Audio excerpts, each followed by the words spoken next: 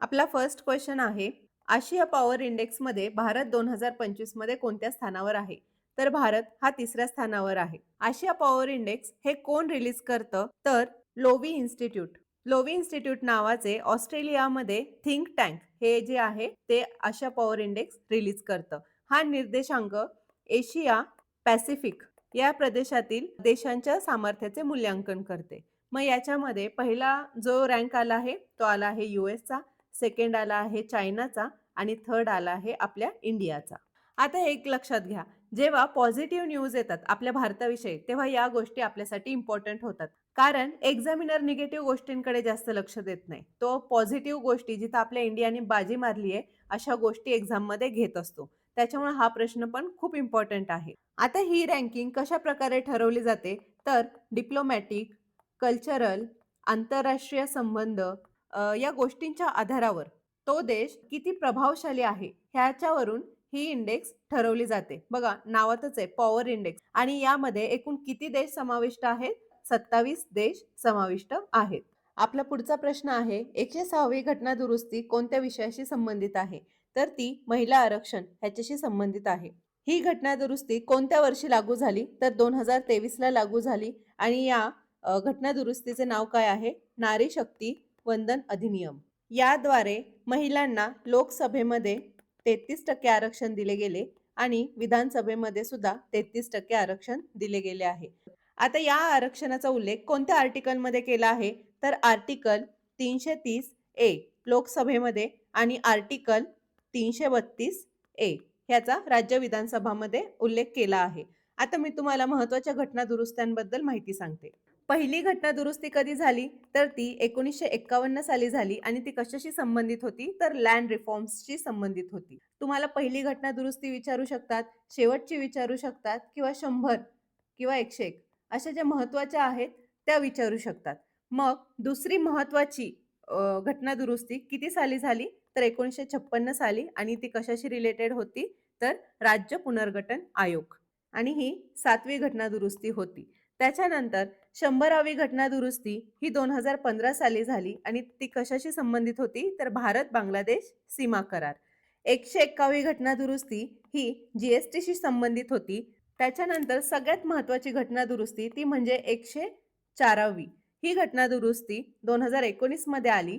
याच्यामध्ये काय झालं? तर अँग्लो इंडिया ह्याच्यासाठी जे रिझर्वेशन होतं अँग्लो इंडियन्ससाठी तर ते रिझर्वेशन बंद केलं. म्हणजे अँग्लो इंडियन्सला लोकसभेमध्ये किती सीट्स होते? 2 सीट्स होते आणि विधानसभेमध्ये 1 सीट होते. तर हे रिझर्वेशन बंद झालं. हे घटना दुरुस्ती कधी झाली? तर 104वी 2019 मध्ये झाली. आणि यामध्येच एस-सी-एस-टी रिझर्वेशन 10 वर्षांसाठी वाढवलं गेलं. ठीक आहे, महत्वाची आहे, लक्षात ठेवा ही वाली.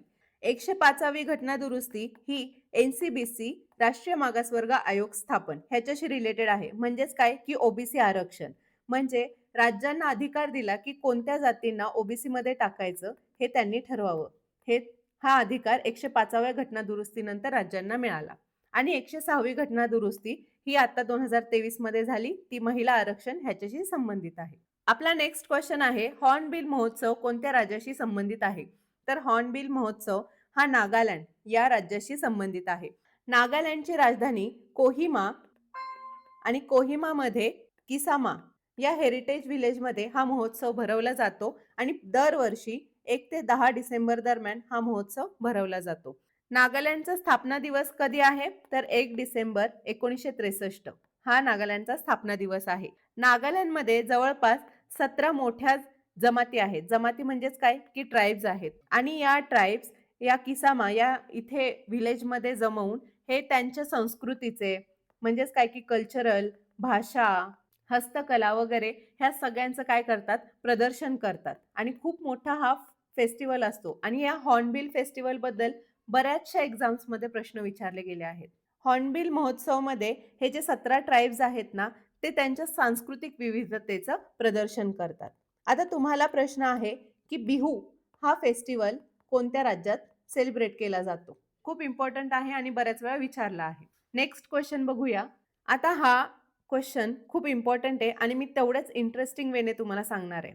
HIV कोणत्या प्रकारचा व्हायरस आहे? तर हा रेट्रो व्हायरस आहे. आपला HIV एड्स डे आपण कधी सेलिब्रेट करतो? तर 1 डिसेंबरला करतो दरवर्षी. आणि त्याची थीम काय होती? तर overcoming disruption transforming the AIDS response ही त्याची थीम होती. तर आपण बघूया की HIV आपल्या बॉडीमध्ये कशाप्रकारे काम करतो. HIV व्हायरस हा व्हायरस आहे आणि एड्स हा डिसीज आहे. ठीक आहे. हे 2 वेगवेगळे आहेत. हा व्हायरस आहे जो ट्रान्समिट करतो आणि एड्स जेव्हा आपल्याला तो डिसीज होतो तेव्हा एड्स हा होतो. ठीक आहे. HIV पासून एड्स होतो. पण जर HIV डिटेक्ट झाला तर तुम्ही व्यवस्थित उपचार घेऊन HIV हा कंट्रोलमध्ये करू शकता. HIV पूर्णपणे क्युअर होत नाही. ठीक आहे. पण तुमची व्यवस्थित लाईफस्टाईल, व्यवस्थित मेडिकेशन घेऊन तुम्ही HIV क्युअर करू शकता. आता HIV हा कसा काम करतो ते बघूया. सुरुवातीला जेव्हा आपल्या बॉडीमध्ये DNA असतात, त्याच्यानंतर हे जे DNA असतात, इथे जी इन्फॉर्मेशन असती ती RNA काय करतो? DNA मधून घेतो आणि रायबोझोम्सपर्यंत घेऊन जातो. म्हणजेच काय की DNA मधले जे पण इन्फॉर्मेशन आहे ती RNA प्रोटीन सिंथेसिस करण्यासाठी रायबोझोम्सकडे घेऊन जातो. आता ही प्रोसेस ठरते नॉर्मल माणसांमध्ये. पण जो HIV ग्रस्त असतो त्याच्यामध्ये काय होतं हे बघा. DNA आहे. DNA काय केलं? त्याची जी इन्फॉर्मेशन आहे ती RNAला दिली. पण ज्याला HIV झाला आहे, तो काय करतो? RNAला दिलेली जी DNA कडून इन्फॉर्मेशन आहे, ती बदलतो आणि त्याने तो काय करतो? स्वतःची इन्फॉर्मेशन टाकतो. म्हणजेच काय? की चुकीची इन्फॉर्मेशन. DNA ही स्वतःची खरी इन्फॉर्मेशन टाकतो, पण जो व्हायरस आहे, तो व्हायरस काय करतो? खोटी इन्फॉर्मेशन म्हणजे स्वतःची इन्फॉर्मेशन टाकतो आणि मग RNA ती खोटी इन्फॉर्मेशन घेऊन जाऊन कोणाला देतो? रायबोझोमकडे देतो. मग रायबोझोम काय करतो? जे पण प्रोटीन बनवतो, ते काय DNAचे म्हणजे खरे प्रोटीन बनवत नाही. जे व्हायरसचे प्रोटीन असतात, ते बनवतो आणि त्याच्यामुळे काय होतं? आपल्या बॉडीमध्ये बिघाड व्हायला सुरुवात होतो. कारण जे खरे प्रोटीन आहेत, ते तर मिळतच नाही. आपल्या बॉडीला व्हायरसचे प्रोटीन मिळायला सुरुवात होतात. समजलं?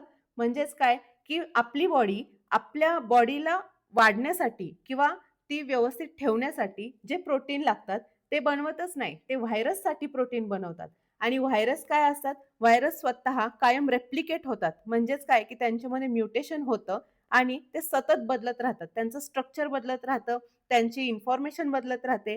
त्यामुळे व्हायरसवर म्हणजेच काय, की या HIV वर आत्तापर्यंत कोणतंही पूर्ण क्युअर करणारं औषध सापडलेलं नाही. कळलं HIV का क्युरेबल नाहीये? मग याच्यावरून जर HIV पासून वाचायचं असेल, तर सगळ्यात बेस्ट ऑप्शन काय आहे? तुम्ही कटिंगला जाता, तेव्हा जो कटिंग करणारा आहे, तो काय रेझर चेंज करतो का? दर कटिंगच्या वेळेस रेझर चेंज करतो का? हे चेक करायचं. पुन्हा तुम्ही बाहेर बघा फ्रुट्स घेता आणि फ्रुट्स ते कट करून देतात बघा आपल्याला, की तुम्ही एक टेस्ट करून बघा, चेक करून बघा. ते फ्रुट्स खायचे नाहीत.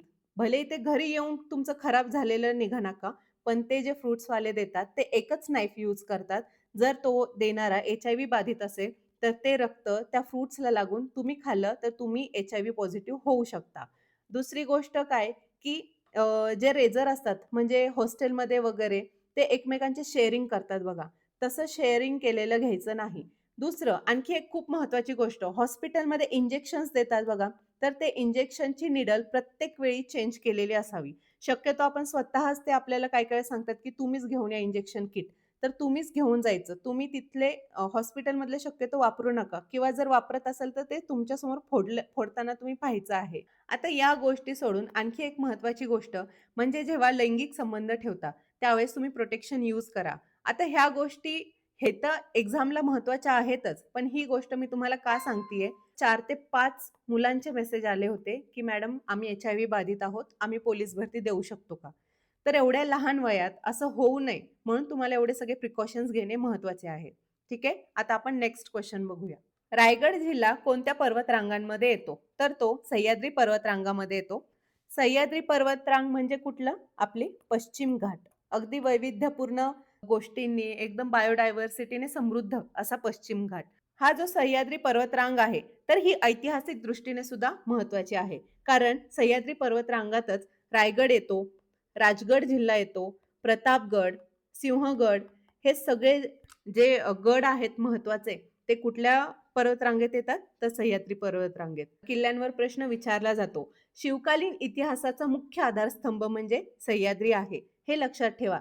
सह्याद्रीची जी रचना, म्हणजे काय की उंच, कठीण आणि धोकादायक असूनही युद्धासाठी अतिशय अनुकूल होती. त्याच्यामुळं सह्याद्रीच्या पर्वतरांगेमध्ये आपले बरेचसे गड-किल्ले आहेत. आणि रायगड ह्याच्याशी महत्त्वाचं सांगायचं म्हणजे काय? रायगड हे आपले छत्रपती शिवाजी महाराजांचे राजधानी स्थान होते आणि इथेच त्यांचा काय झाला होता? राज्याभिषेक झाला होता. आता मला तुम्ही सांगा, की आपले जे छत्रपती शिवाजी महाराज होते, तर त्यांचा जन्म कुठे झाला होता आणि जिथे झाला होता ती पर्वतरांग कोणती आहे? हे मला तुम्ही सांगायचं आहे. दुसरं सातपुडा. आता सातपुडा पर्वतरांग ही महाराष्ट्र, मध्य प्रदेश यांच्या सीमेवर आहे. महाराष्ट्र, मध्य प्रदेश आणि ह्याचा इतिहास काय आहे, की गोंड, भिल्ल ह्यांसारखे जे आदिवासी होते, तर या आदिवासी राज्यांशी अधिक जोडलेला हा सातपुडा पर्वत आहे. इथले प्रसिद्ध ठिकाणे कोणकोणती आहेत? मेळघाट, अमरावतीचं जे मोठं जंगल आहे, सातपुडा टायगर रिझर्व्ह हे सगळं सातपुडा पर्वतरांगेत आहे. मध्य भारतातील मोठी पर्वतरांग ही विंध्य पर्वतरांग आहे. महाराष्ट्रात त्याचा फारसा भाग नाही, पण आहे. पूर्व घाट भारताच्या पूर्व किनाऱ्यालगत म्हणजेच काय ओडिशा, आंध्र प्रदेश, तमिळनाडू येथे पूर्व घाट पर्वतरांग आहे. येथे कोरापूट, अर्कू, सिमलीपाल अशी पर्वतश्रेणी प्रसिद्ध आहेत. आणि जे दक्षिण भारतातील अनेक राजवटी होत्या म्हणजेच काय की चोल, पांड्य, गंग, ठीक आहे? तर मी तुम्हाला सगळं डिटेलमध्ये सांगितलं आहे. आता आपण नेक्स्ट क्वेश्चन बघूया. आता आपल्या मराठीचे प्रश्न चालू झाले. आपण मराठीचा पहिला प्रश्न बघूया. जे शब्द आपल्या मनातील वृत्ती किंवा भावना स्फोटकासारखे व्यक्त करतात त्यांना आपण डॅश डॅश म्हणतो. काय म्हणतो? तर केवल प्रयोगी अव्यय. नाही का? आपण पाहिले होते बघा. अरे रे, अरेच्चा, पुन्हा शी, अहाहा, हो, हे काय आहेत? केवल प्रयोगी अव्यय आहेत.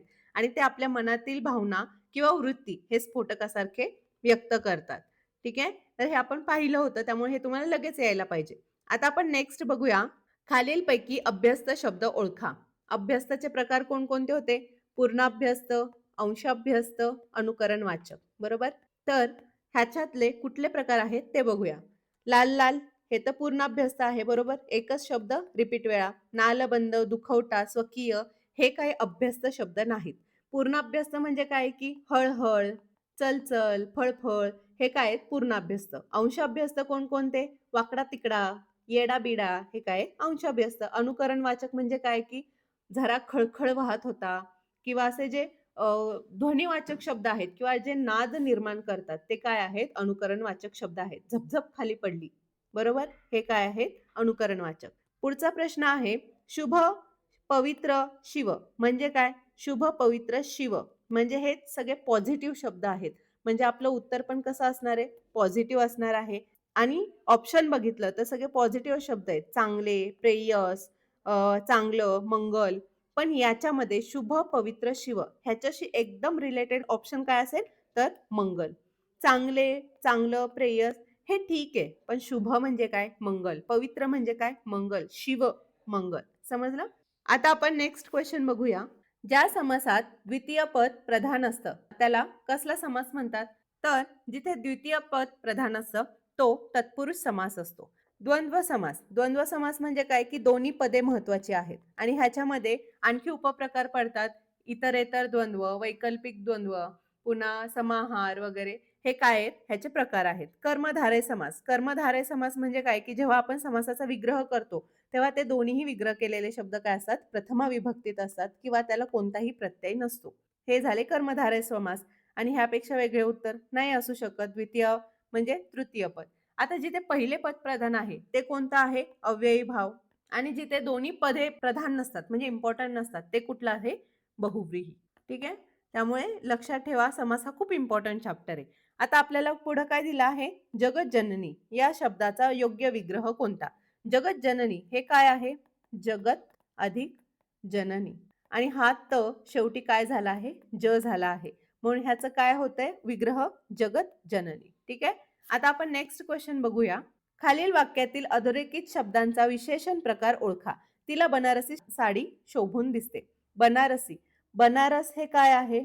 तर एक ठिकाण आहे. पण त्याला बनारसी करून हे काय केलं आहे? नाम केलं आहे. म्हणून आपल्याला आपलं उत्तर काय येईल? नामसाधित विशेषण. ठीक आहे? साडी बद्दल अधिक माहिती काय सांगतं? बनारसी. आणि बनारसीला ई हा प्रत्यय लावून काय केलं? त्याला नाम केलं आहे. समजलं?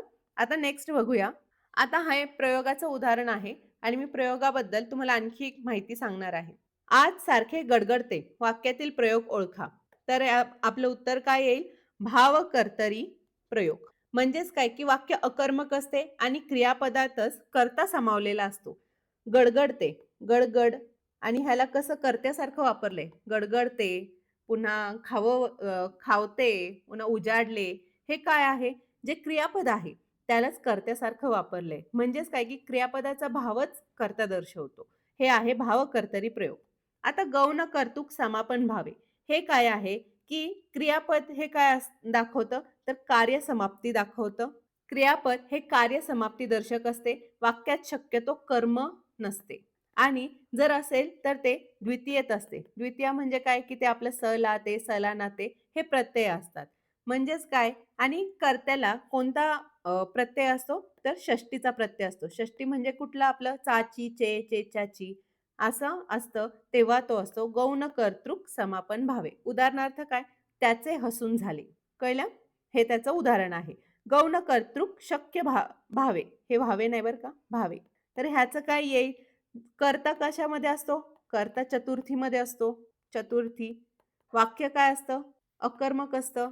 धातूला अ, अव, अवव, व हे प्रत्यय असतात आणि शक्यतो शक्यार्थी क्रियापद असते. उदाहरणार्थ काय? रामाला घरी जावं होते. हे. हॅलो. हॅलो. हां, गुड आफ्टरनून सर. हां, गुड आफ्टरनून. स्नेहल कुठपर्यंत आलाय रिपोर्ट? झालाय ना सर, परवाच बनवून झाला होता. काल मी अच्छा. आता मी इथे ICCSला आहे. मग रेडी असेल तर WhatsApp करते ती. ओके का सर, मी का प्रवीण सरांना तर फोन करते मी. हां, ठीक आहे. त्याला जरा दाखव एकदा प्रवीणला आणि मग पाठवून दे मग. ओके, त्यांच्या ओके. गडबडी आहे. मला मान्य आहे. जसं वेळ मिळेल तसं कर. तसं काही नाही. हां. हो, हो. चालेल sir. Okay. Okay, okay, okay. Okay. हां. आणि शेवटचं गौण कर्तृक नवीन भावे. ह्याच्यामध्ये काय असतं, की कर्त्याला कडून हा प्रत्यय असतो. जो आपण काल ऑप्शन पाहिला किंवा काल आपण एक क्वेश्चन पाहिला, की पॅसिव्ह व्हॉईस इंग्लिशमधला जो पॅसिव्ह व्हॉईस असतं, त्याचं मराठीत रूपांतर केलेलं असतं. हा नवीन प्रकार आहे.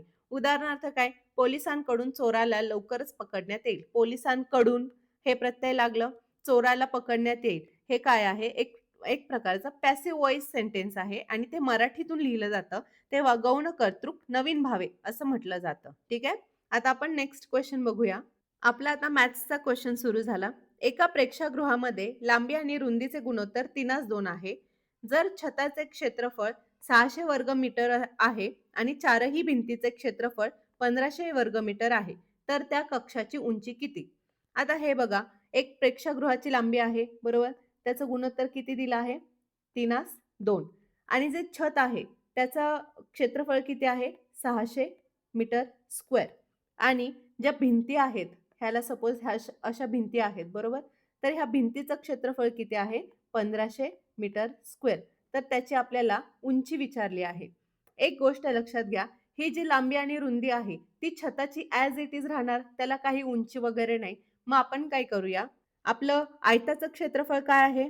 एक्स किंवा लांबी गुणिले रुंदी. ठीक आहे? मी एक्स नाही घेत, लांबीच घेते डायरेक्ट. लांबी गुणिले रुंदी बरोबर काय येणार? आयताचं क्षेत्रफळ. आपली लांबी किती आहे? 3x. रुंदी किती आहे? 2x. आयताचं क्षेत्रफळ किती आहे? 600.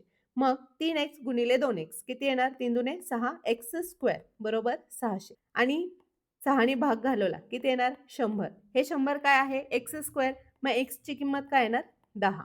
समजलं? म्हणजे आपली x ची किंमत 10 आली. म्हणजे आपली लांबी किती आली? तर 3 गुणिले x बरोबर 30 मीटर. रुंदी किती आली? 2 गुणिले x बरोबर 20 मीटर.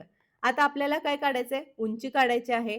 आता छताचं क्षेत्रफळ वरून आपण काय केलं? लांबी रुंदी काढलं. आता उंची काढण्यासाठी चारही भिंतीचे क्षेत्रफळ बरोबर 2 गुणिले लांबी अधिक रुंदी म्हणजे एल म्हणजे लेंथ, बी म्हणजे ब्रेड्थ म्हणजे काय? लांबी अधिक रुंदी गुणिले उंची. हे चारही भिंतीचे क्षेत्रफळ काढायचे सूत्र आहे. मग आपल्याला काय केलं आहे? ह्याची दिले आहे क्षेत्रफळ 2. लांबी किती आहे? लांबी आहे 30 आणि रुंदी आहे 20. 30 आणि 20 किती? 50 गुणिले उंची काढायची आहे म्हणून उंची. ठीक आहे? आता 2 नी मी इथे भाग घालवते किंवा डायरेक्ट काय करते? 5 ने भाग घालवते. 5 0 5 त्रिक 15 2 15. ठीक आहे? 15 बरोबर उंची. म्हणजे उंचीची किंमत काय आली? 15 मीटर. समजलं? जर अशा प्रकारची गणितं आली तर तुम्हाला अगोदर काय काढायला लागेल? लांबी रुंदी काढायला लागेल आणि चारही भिंतीचे क्षेत्रफळ काढायचं हे सूत्र आहे. लक्षात ठेवा. आता आपण नेक्स्ट क्वेश्चन बघूया. 10 खुर्चीची एकूण किंमत 4 टेबलाच्या किमती एवढी आहे. तर 15 खुर्च्या आणि 2 टेबल यांची एकत्रित किंमत 4,000 आहे. तर 12 खुर्च्या व 3 टेबल यांची एकत्रित किंमत किती? आता आपण अगोदर काय काढून घेऊया, की आपल्याला काय दिलं आहे?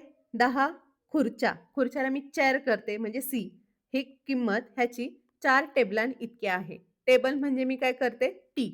ह्याला जर मी व्यवस्थित आणखी सिम्प्लिफाईड फॉर्मॅटमध्ये लिहिलं, तर मी कसं लिहू शकते? 2.5 सी बरोबर टी. मी काय केलं? 4 ने इथं भाग घालवला.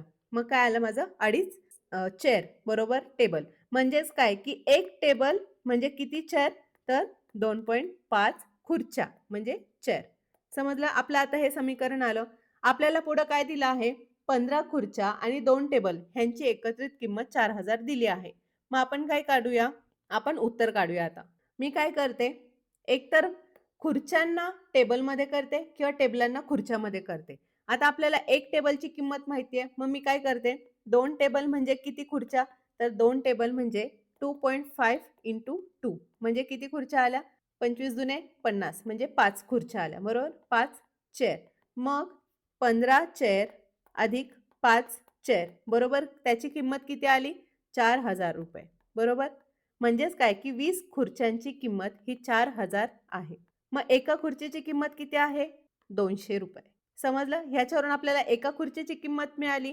आता आपल्याला काय काढायचं आहे, की 12 खुर्च्या आणि 3 टेबल. आता मी पुन्हा टेबलची काय करते? खुर्च्यांमध्ये कन्व्हर्ट करते. 3 टेबल बरोबर 3 गुणिले 2.5 25 त्रिक किती? 75 बरोबर? म्हणून 7.5 चेअर्स आल्या आपल्या.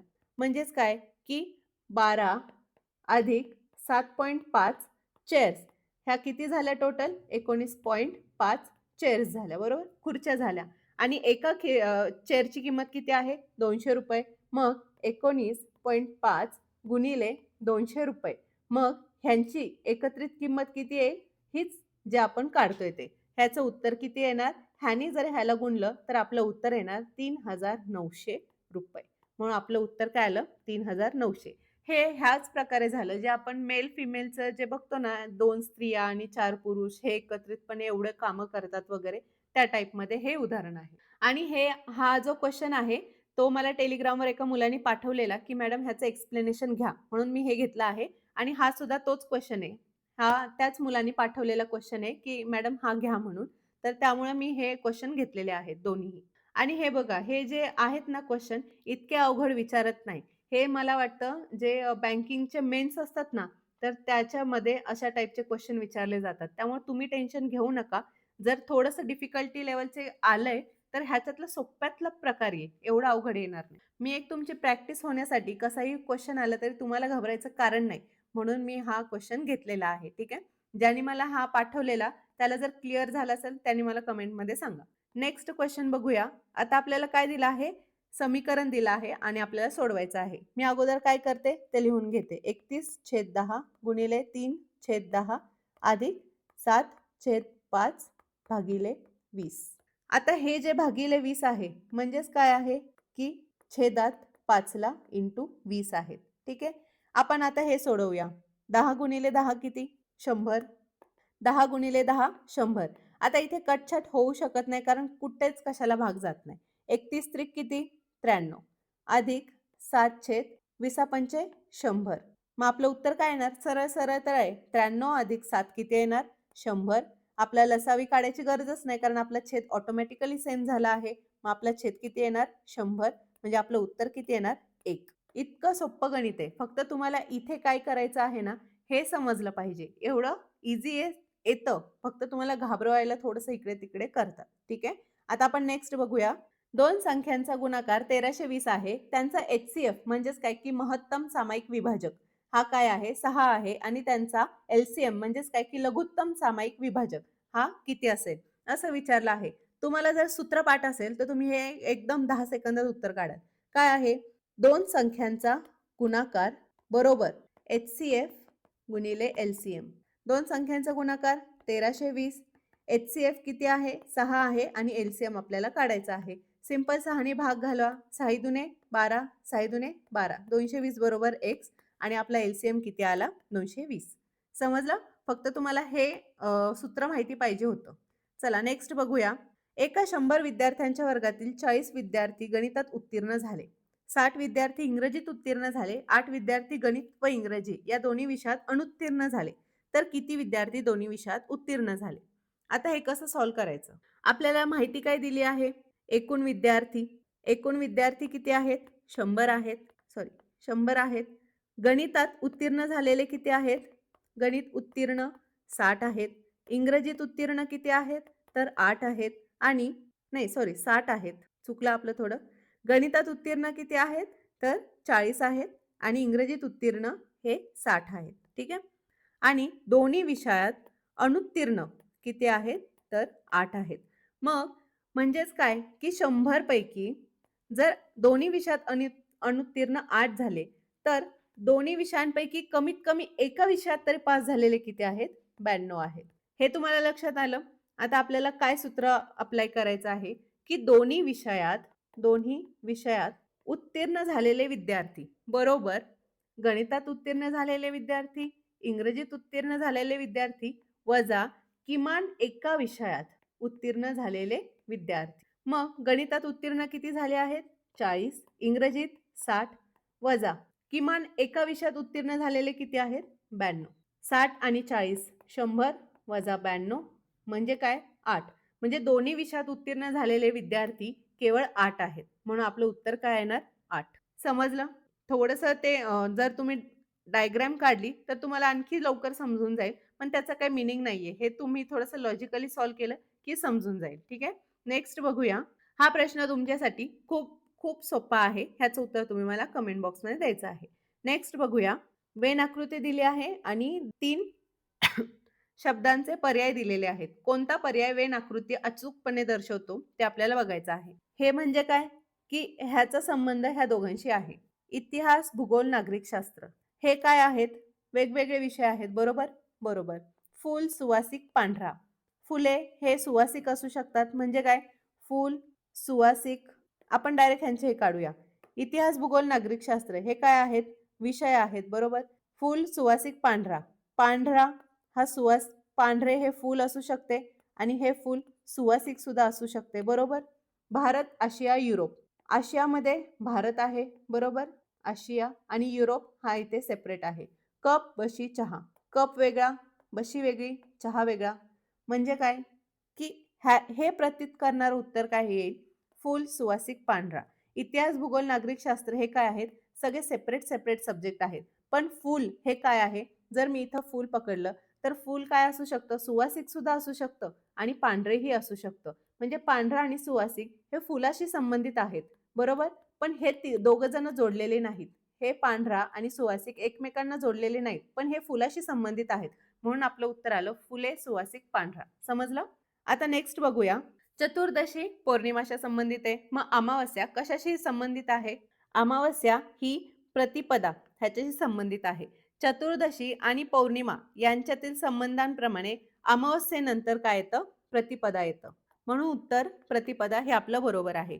चतुर्दशी ते पौर्णिमा ही काय असते? पौर्णिमेच्या आधीची तिथी आहे. पौर्णिमेला काय असतो? चंद्र पूर्ण असतो आणि चतुर्दशीला काय होतं की चंद्र कमी असतो आणि अमावस्या ते प्रतिपदा म्हणजे काय की या दरम्यान काय असतं? अमावस्येनंतर चंद्रकोर दिसण्यास सुरुवात होते, जी प्रतिपदेला सुरू होते. म्हणून प्रतिपदा ही अमावस्येनंतरची तिथी आहे. ठीक आहे? नेक्स्ट बघूया. आता आपल्याला ही एक आकृती दिली आहे आणि ह्याच्यावर 3 प्रकारचे प्रश्न आहेत.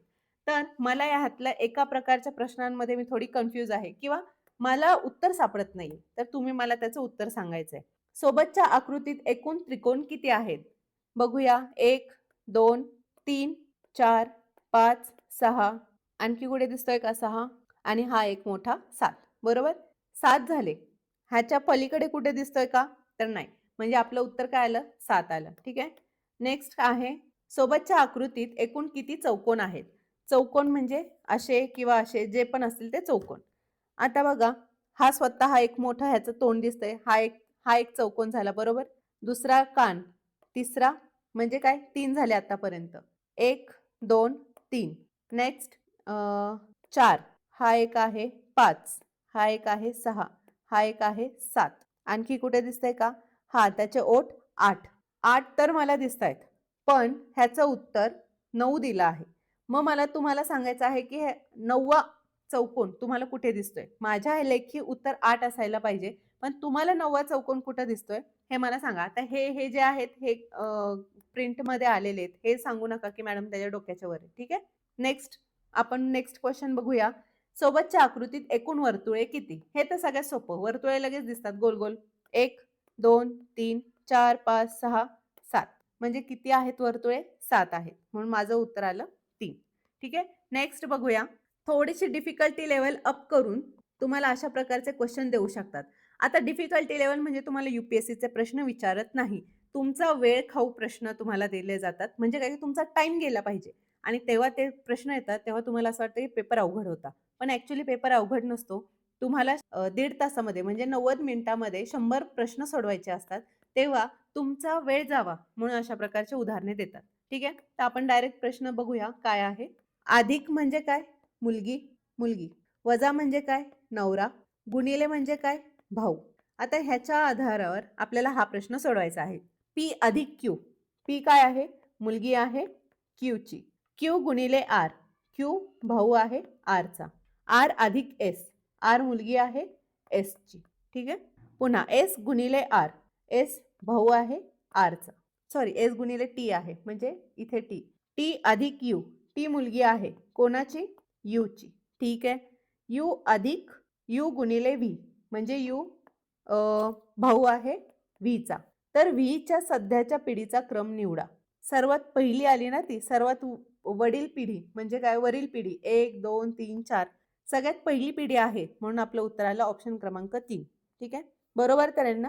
T अधिक U. अधिक म्हणजे काय? टी मुलगी आहे Uची. U गुणिले V. U काय आहे? भाऊ आहे व्हीचा. मग आपलं उत्तर आलं पहिली पिढी. सगळ्यात पहिली पिढी आहे व्हीची.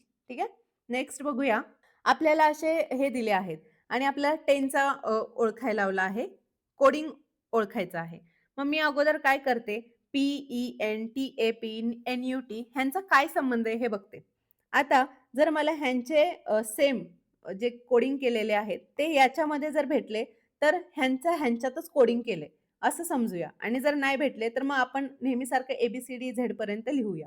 आता पेन 5, 3, 2 P आणखी कुठे आहे? इथे आहे 3, 7, 4 म्हणजे काय की 3 हा Pचा कोड असू शकतो बरोबर. मग मी काय करते? P आहे, E आहे, N आहे. Pचा कोड मला कुठे कुठे भेटला? तर P इथे आहे आणि P इथे पण आहे. तर त्यांचा कोड Pचा कोड मी 3 लिहिते. E इथे आहे, बाकी E कुठेच नाही. N आहे पण N इथे आहे आणि N इथे आहे. 5, 3, 2, 8, 7, 2 म्हणजे काय? Nचा कोड 2 आणि Eचा कोड 5. तसं केल्यावरच आपल्याला Eचा कोड भेटतोय ना, इलिमिनेट करत जायचं. आता नेक्स्ट काय आहे? TAP. आता Pचा कोड तर आपल्याला भेटला 3 म्हणजे काय? आपल्याला T आणि Aचं काढायचं आहे. T कुठे आहे? इथे आहे आणि इथे आहे. म्हणजेच काय? 3, 7, 4, 8, 7, 2 ह्याच्यामध्ये मला 7 कॉमन दिसतोय आणि T दोन्हीकडे कॉमन आहे म्हणून Tची व्हॅल्यू आली 7. A आणि P. A आणि P.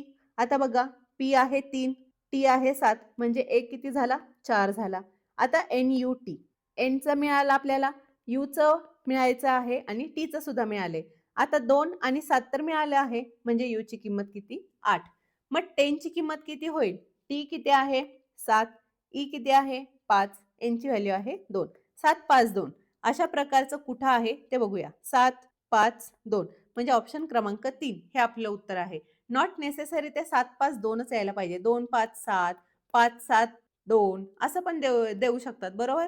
त्याच्यामुळे असं प्रकारचं कुठं आलं आहे कोडिंग तर इथे आलं आहे. मग सेम तुम्हाला हा क्वेश्चन सॉल्व्ह करायचा आहे. मी तर तुम्हाला कोडिंग लिहून दिलं आहे. तुम्हाला फक्त उत्तर द्यायचं आहे. ठीक आहे? तर ह्याचं उत्तर मला तुम्ही न बघता द्यायचंय. मी जे वरती हे कोडिंग करून दिलं आहे, हे कोडिंग न करता तुम्ही तुमचं कोडिंग काढून मला द्यायचं आहे. ठीक आहे?